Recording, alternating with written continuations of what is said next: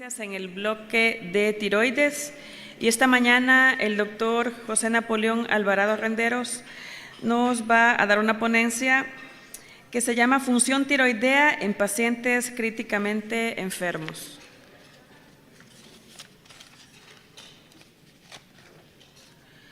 El doctor Napoleón Alvarado hizo su doctorado en Medicina y Cirugía en Universidad Alberto Masferrer, USAM. Hizo su posgrado de Medicina Interna en el Hospital Militar Central y su postítulo de Endocrinología en el Departamento de Endocrinología de la Universidad Pontificia Católica de Chile. Con ustedes el doctor Napoleón Alvarado. Bueno, tengan muy buenos días, todos bienvenidos nuevamente.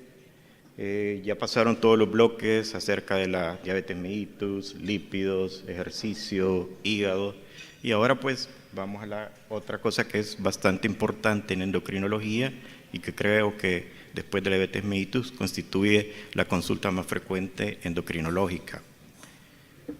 Si ustedes ven el logo de este año del Congreso, ahí están viendo la tiroides y su nombre viene del griego que dice tireos, que tiene forma de escudo, e ideos, que es forma de escudo.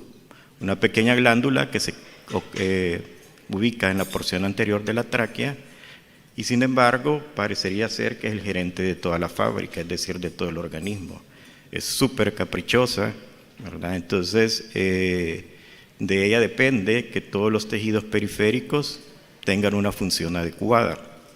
La función de la glándula tiroides es producir, ustedes saben, y todo lo hemos visto en fisiología, las hormonas T4 y T3, alrededor de 100 miligramos de T4 diarios y alrededor de 40 miligramos de T3. Y el 100% de la hormona T4 se produce en la tiroides y solo un 20% de la T3. Y cada tejido, por ejemplo, ustedes que me están escuchando ahorita y acaban de comer, obviamente el esfuerzo va a estar enfocado en el cerebro, en el estómago y en el intestino. Y probablemente, como les pasó ayer, que muchos decían que se estaban muriendo del frío, ¿verdad? ¿Por qué? Porque la mayoría de la T3, que es la hormona activa metabólicamente, estaba derivado a unos órganos y producía un poco de vasoconstricción a nivel de los tejidos periféricos. Sin embargo, todos aquellos que se salieron del salón, ¿verdad? Y fueron a traer su chal, su chumpa, sería bueno que se hagan un screening tiroideo a ver cómo les está funcionando la glándula tiroides. ¿Ok? Bueno, vamos a dar inicio al tema después de esa breve introducción. Y ustedes saben que la enfermedad tiroidea es sumamente prevalente, es muy frecuente en la población y dependiendo de las estadísticas que ustedes consulten, puede llegar desde un 10 hasta un 20% de diversas patologías. Las patologías más frecuentes son el hipotiroidismo, el hipertiroidismo, los cuadros de tiroiditis, enfermedades durante el embarazo, nódulos tiroideos, cáncer, que posteriormente nos van a ilustrar, y otras patologías mucho más raras. El 50% de las personas en la comunidad probablemente tengan alguna alteración como nódulos tiroideos y de estos probablemente un 20% va a ser cánceres, principalmente papilar, y el 3 al 5% tienen cánceres papilares ocultos o microcarcinomas. 15% de estas personas van a tener un aumento de la glándula tiroides y el 10% van a presentar una alteración de la hormona TSH. Alrededor del 5% de las mujeres presenta alguna alteración, ya sea de la secreción para hipo o hipertiroidismo. Esto probablemente constituye una de las consultas más frecuentes en endocrinología en cuanto a la alteración de la función de la tiroides. Yo pues me siento satisfecho porque pues de que hemos empezado con todas estas jornadas que llevan más de 20 años, vemos que la frecuencia de referencia en cuanto a las demás patologías, es decir, la diabetes mellitus, lípidos, es muy poca. Generalmente los pacientes que nos llegan es por referencia de otros pacientes. Eso significa que hemos hecho un buen trabajo y seguimos martillando. ¿Para qué? Para que los pacientes se queden en el primero o segundo nivel de atención, ¿verdad? Y que gracias a Dios, hemos crecido ahora dentro de los miembros de la asociación, pero antes éramos muy poquitos. Entonces, pero sin embargo, sí, sigue siendo la referencia en cuanto a problemas tiroideos bastante alta en el consultorio de endocrinología. La enfermedad no tiroidea se refiere a un término que describe cambios típicos en las concentraciones de hormona tiroidea que pueden surgir durante o después de cualquier enfermedad, ya sea aguda o en forma crónica. No es causada por ninguna anormalidad intrínseca de la función de la glándula tiroides. Y en el paciente crítico es muy frecuente encontrar alteraciones en la función de la tiroides, específicamente en la cantidad de hormonas tiroideas en la sangre. Constituye, si ustedes ven, un porcentaje bastante alta de alteración en pacientes principalmente críticos hospitalizados en unidades de cuidados intensivos, enfermedades de cuidados coronarios. Y en algún momento puede incluir hasta un 70% de estos pacientes ingresados. Y como les mencionaba, no hay anormalidad intrínseca en la función de la tiroides. Y no existe consenso acerca de si es una enfermedad o es una adaptación fisiológica del organismo para disminuir los requerimientos energéticos o ser una condición adaptativa que induce en estado hipotiroideo que finalmente resulta o puede resultar perjudicial al paciente a nivel tisular.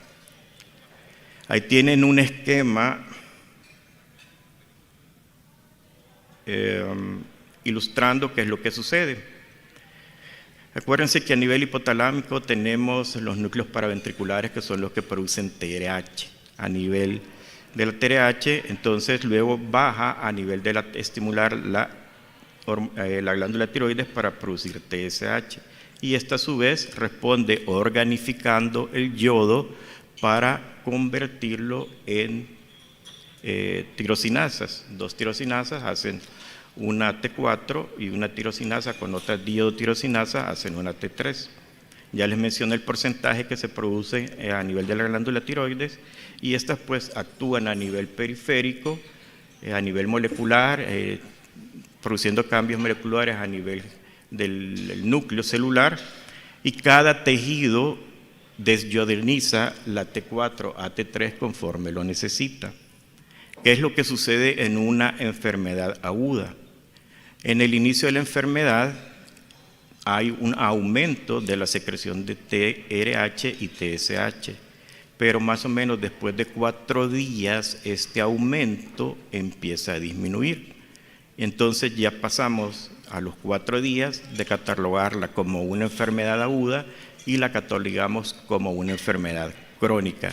Entonces disminuye la TRH, disminuye la TSH, disminuye la producción de T4 y T3 y a nivel de los tejidos periféricos se activa más la dioinasa tipo 3, que es la encargada de transformar la hormona T3 en RT3 inversa, que es la forma inactiva de la T3. Y esto, como les mencionaba, parece ser que es un mecanismo de defensa para disminuir el catabolismo y disminuir el gasto de energía corporal. La fase aguda de la enfermedad, como les mencionaba, es la fase que dura alrededor de 4 días y la fase crónica después de los 4 días. Como ustedes ven, no es una sola alteración a nivel de la glándula tiroides, sino que hay un conjunto de factores que involucran o producen esta alteración a nivel tiroideo. Se supone que la pregunta sería si estos cambios son beneficiosos o realmente, si se mantienen en el tiempo, podría producir una afección deleteria en el estado metabólico del paciente. Ahora bien, no es que solamente se haya una alteración a nivel de la secreción de hormonas tiroideas, sino que prácticamente todo el eje hipotálamo hipoficiario periférico lo vemos afectado, a excepción en las primeras fases que ustedes están viendo acá, que hay aumento de la pulsatividad de la CTH, CRH a CTH, y por ende aumento del cortisol plasmático. Ustedes saben que el cortisol pues inhibe la conversión del T4 a T3. Tendríamos otro factor que nos está afectando en la disminución de los niveles de T3. Por otro lado, también disminuye la pulsatividad de hormonas gonadotrofinas, de LH, FSH, los pulsos de GnRH, y por ende hay disminución de la hormona anabólica, que es la testosterona. También hay disminución de la hormona del crecimiento. Entonces parecería ser que todo va adaptado como un mecanismo de defensa para preservar el consumo energético. Entonces, obviamente va a haber menor disponibilidad o menor estímulo a nivel periférico, a nivel muscular, con disminución de la masa muscular, liberación de ácidos grasos libres, y viene toda la cascada proinflamatoria que les estaban hablando en todas las charlas pasadas. Luego viene pues la fase de recuperación. En la fase de recuperación pues nuevamente se recupera la pulsatividad hipotalámica de los factores de estimulación de las hormonas periféricas, y obviamente dependiendo en la fase que nosotros examinemos a este paciente, así podemos tener los diferentes resultados en las hormonas tiroideas. Y es lo que los gringos, los norteamericanos, lo conocen como Weird Thyroid Test, exámenes raros de tiroides, que muchas veces nos llaman a interconsulta y es realmente bien difícil poderlos interpretar, ¿verdad? Podemos tener una serie de combinaciones que no es lo que usualmente estamos acostumbrados a ver en los pacientes normalmente en la consulta externa. Aquí tienen una representación esquemática de lo que es la señal de la hormona tiroidea a nivel hipotalámico y lo que sucede durante la inflamación. Se ha visto en estudios en animalitos de laboratorio que cuando se inyecta endotoxinas a nivel del hipotálamo, hay unas células que se llaman tanicitos en el tercer ventrículo, y lo que sucede es que estas activan la NF-κ-beta, que es digamos el enhancer, el promotor para producir más de iodinasa tipo 2. Habría más de iodinasa tipo 2 y habría mayor conversión de T4 a T3 a nivel hipotalámico.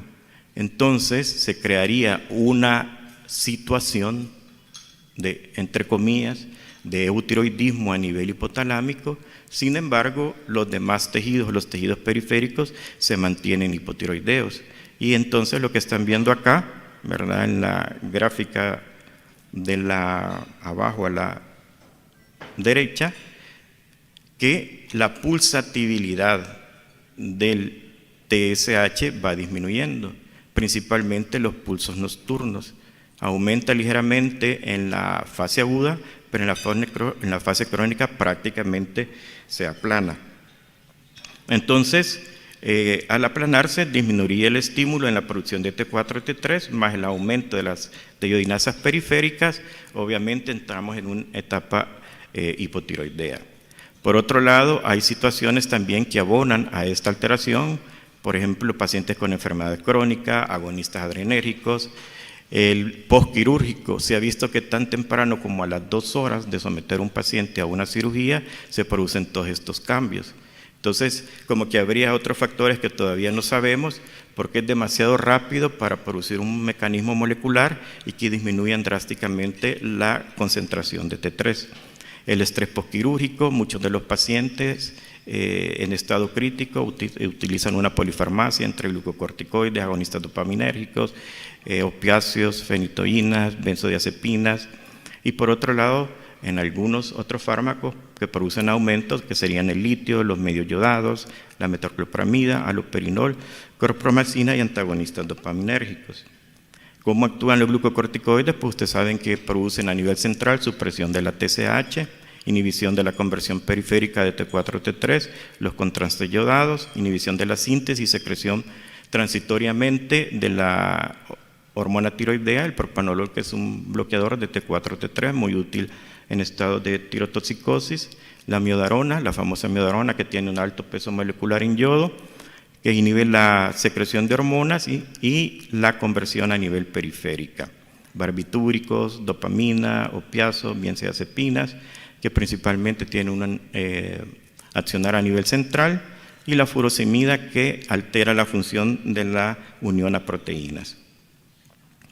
Por otro lado, por ejemplo, otra consulta bien frecuente es mujeres embarazadas que le toman hormonas tiroideas totales y ven que van TSH elevada, T4 elevada, T3 normal o elevada, y entonces, ¿qué está pasando? ¿Tendrá algún problema en la tiroides o qué? Y no, simple y sencillamente es por el aumento de la producción de hormona transportadora de hormonas tiroideas, al igual que los estrógenos, los anticonceptivos, la heroína, enfermedades hepáticas, la porfiria y la infección por VIH. Entonces, cuando ustedes se enfrentan a este tipo de exámenes alterados, pues tienen que pensar en todas estas posibles causas que puedan estar subyacentes en estos pacientes.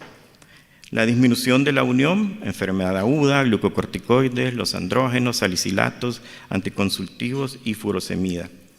Entonces vean qué interesante esto, porque yo les mencionaba que se mantenía un estado eutiroideo a nivel central hipotalámico, pero a nivel periférico va a depender de la afección del paciente.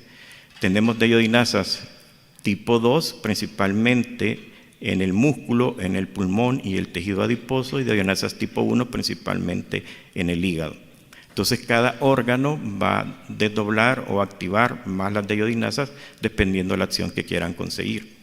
Aparentemente, aparte de ser un mecanismo ahorrador de energía, se activarían más las deiodinasas a nivel de los macrófagos, las deiodinasas tipo 2, para aumentar la efectividad del sistema inmunológico y preservar o disminución de la producción de hormonas tiroideas para que haya un mayor concentración de ioduros en la sangre y aumentar también la actividad bactericida de esta. Por otro lado, también se activan más las deiodinasas a nivel periférico como sustrato para producir fuente de energía. Entonces, cuando nosotros evaluamos la función tiroidea, siempre les hemos dicho, investiguen, busquen, hagan tamizajes, hagan cribajes, vean los factores de riesgo, midan la glucosa, midan la hemoglobina glicosilada, midan los lípidos, HDL, LDL, pero en este caso les decimos no midan la función tiroidea en pacientes críticos, a no ser que la sospecha de alguna enfermedad sea extremadamente alta. ¿Por qué? Porque es un dolor de cabeza muchas veces querer interpretar este tipo de hormonas. Hay mucha controversia, todavía no hay consenso en si tratarlo o no, ya lo vamos a ver, pero la recomendación es no medirla si no hay una alta sospecha. Pero bien, y si la midieron, ¿qué es lo que vamos a hacer? Entonces, el problema también que tienen que ver es, y lo vemos casi a diario, hay veces llegan pacientes con exámenes de 3 laboratorios diferentes y los 3 exámenes reportan valores o niveles diferentes, ¿verdad? Entonces lo que ustedes tienen que preguntarse, ¿qué método es el que ocupa el laboratorio? La gran mayoría de laboratorios pequeños usan métodos de ELISA o pruebas rápidas, ¿ok? Entonces esto va a estar condicionado mucho ELISA a la unión a proteínas. Entre más proteínas de unión tenga, mayores van a ser los resultados. Y en los otros laboratorios hay IRMA o RIA o quimioluminiscencia, que son muy pocos, que sería el gold estándar para medir las hormonas tiroideas. Entonces, desde ahí tendrían que preguntarse ustedes, bueno, ya uno más o menos sabe qué laboratorio trabaja con cuál, y esto ha venido disminuyendo porque ustedes saben que hay laboratorios grandes de referencia. Ya los laboratorios pequeños prefieren mejor tomar la muestra, referirla y, ¿verdad?, reportan el resultado. Pero en eso también tenemos problemas, porque si el de la moto pasó por X laboratorio a las 7 de la mañana, ¿verdad?, y se fue a dar la vuelta por todo el Escalón, la San Benito, fue a la Colonia Médica y llegó al laboratorio de referencia a las 12 del mediodía, con ese sol que está haciendo, ¿cómo va a llegar esa muestra? Entonces, todos esos factores tienen que tenerlos ustedes en mente antes de empezar a quebrarse la cabeza de qué puede tener este paciente, que es lo que a nosotros nos toca analizar. Por otro lado, ustedes están viendo ahí qué es lo que van a encontrar. Tienen las hormonas tiroideas T4, T3, RT3. En un hipotiroidismo primario, pues la T4 va a estar baja, la T3 puede estar baja o normal, baja, y la RT3, que normalmente no la medimos, no sé si, creo que aquí tampoco se mide, sino que se tendría que ir para Estados Unidos, y nos da una idea bastante clara de lo que está sucediendo. En los hipotiroidismos centrales, pues obviamente todo va a estar bajo, y en la enfermedad no tiroidea es donde entra el dolor de cabeza. La T4 puede estar en etapas iniciales normales, en etapas posteriores bajas, la T3 siempre va a estar baja, y la RT3 va a estar en etapas iniciales normal, pero en etapas avanzadas o crónicas va a estar siempre elevada. Si medimos la secreción de TSH en una muestra única en el hipotiroidismo primario, pues obvio, esperamos encontrarla elevada en un hipotiroidismo central, normal o baja, y en la enfermedad tiroidea normal. La secreción en el hipotiroidismo primario pues va a estar elevada, en el hipotiroidismo central va a estar baja, y en la enfermedad no tiroidea igual va a estar baja por el mecanismo adaptativo que ya les mencioné. Entonces, por un lado tenemos la enfermedad crítica que lleva al paciente a un estado metabólico comprometido, hay restricción alimentaria durante los primeros días, y principalmente ustedes saben que estos pacientes pueden pasar hasta una semana sin nutrición, ya sea enteral o parenteral. Entonces se activa todo este mecanismo de defensa y de ahorro energético, una adaptación hipotalámica, una adaptación hipofisiaria, cambios intratiroideos y alteración del metabolismo tisular de las hormonas tiroideas. Hay una disminución de la TSH y obviamente va a haber una menor disponibilidad de T3 que la hormona metabólicamente activa. Lo que ustedes están viendo acá es, y esto es sumamente interesante, porque entre más bajas encuentren ustedes las hormonas tiroideas en un paciente críticamente enfermo, la mortalidad va aumentando. Entonces ustedes están viendo aquí que entre más bajos están los niveles, podemos alcanzar una mortalidad del 30%. Y si se menciona que si todo está bajo y tienen una T4 por debajo de 4 microgramos por decilitro, la mortalidad aumenta al 80%. Entonces, de por sí, los niveles bajos de hormonas tiroideas pues son un score de morbimortalidad bastante seguro, significativo y de tomarlo en cuenta. Entre más alta es la hospitalización del paciente, mayor va a ser la alteración a este nivel, y en eso nos tenemos que replantear, ya después de un tiempo bien hospitalizado, si realmente ya es una condición o si realmente este paciente está siendo hipotiroideo. Entonces, aquí en esta revisión que está muy buena del hipercatabolismo y anticatabolismo en pacientes inmunosuprimidos o digamos agudamente enfermos, si ustedes ven, resume todo lo que ustedes vieron en las diapositivas anteriores en cuanto al metabolismo de lípidos, hipertensión, hígado, ahí están todos mencionados, y la charla tan ilustrativa que nos dieron ayer de el metabolismo de lípidos a nivel mitocondrial y lo que puso también el doctor Cáceres a nivel del ejercicio. Hay un estado sumamente inflamatorio, hay permeabilidad intestinal, el famoso SIBO ahora, ¿verdad? Aumento de la excreción aumento de la proliferación bacteriana, aumento de citoquinas inflamatorias, de infusión mitocondrial, aumento de la inmunosupresión, aumento del catabolismo, y este estado inflamatorio persistente es lo que nos va a causar todos estos cambios a nivel de la hormona tiroidea. Esto imagínense que es en el paciente crítico, pero ustedes ven que muchos pacientes con estados ansiosos, depresivos, psiquiátricos, tenemos generalmente en los exámenes de laboratorios T3 baja, ¿verdad? Entonces viene aquí, ¿y qué medimos entonces? T4 totales, T3 totales, y le hablan de laboratorio. ¿Qué le hago, doctor? ¿Totales o libres? Hay laboratorios que le hacen todo el perfil, ¿verdad? T4 totales, T3 libres, y más de alguno está reportando ahora RT3, que quede pendiente de averiguar cuál es el método que hacen para ver si es confiable o no. Pero en estos pacientes ansiosos, psiquiátricos, depresivos, ustedes ven que tienen muchos síntomas de hipotiroidismo. Tiene una TSH normal o baja, una T4 normal, pero una T3 total baja. Entonces ahí es donde vienen algunas publicaciones, algunos colegas que se animan a tratar pacientes con T3 que no tenemos en el país o combinaciones de T4 a T3, y algunos pacientes pues mejoran en el score que les hacen posteriormente los psiquiatras, los psicólogos en cuanto a la mejoría del estado de ánimo. Y para ir concluyendo, entonces tenemos que la enfermedad del eje tiroideo, como ustedes ven, está sujeta a un montón de factores. Entonces, cuando nosotros nos llaman a una interconsulta, principalmente en estas unidades de cuidados críticos, tenemos que analizar todos los factores que están de por medio. Y en base a eso, pues tomar la decisión si darle tratamiento a este paciente o no.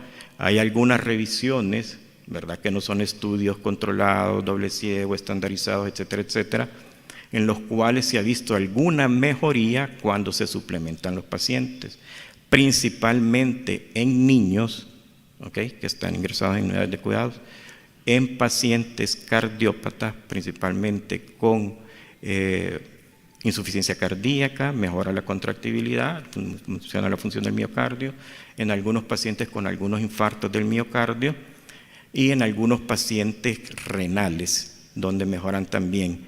Pero no hay como un consenso o algo que diga tratemos este tipo de pacientes. Aún se hay en discusión si estos son cambios adaptativos o realmente constituyen una entidad patológica. Y los argumentos del tamizaje o de realmente tomarle pruebas tiroideas a estos pacientes y su eventual tratamiento todavía continúan en sujeto de debate. En la actualidad no tenemos consenso basado en evidencias, guías que recomiendan tratamiento hormonal en enfermedad no tiroidea en el pacientes en estado crítico. Pues un gusto haber compartido con ustedes y me alegra pues que cada día vamos creciendo y vemos caras conocidas, caras que todos los años nos acompañan, y créanme que para nosotros realmente es un gusto preparar estas conferencias, tratar de resumirles, traerles, como decimos, en la lechita para que ustedes se lleven lo mejor de lo mejor y obviamente lo puedan aplicar en su práctica clínica diaria. Gracias.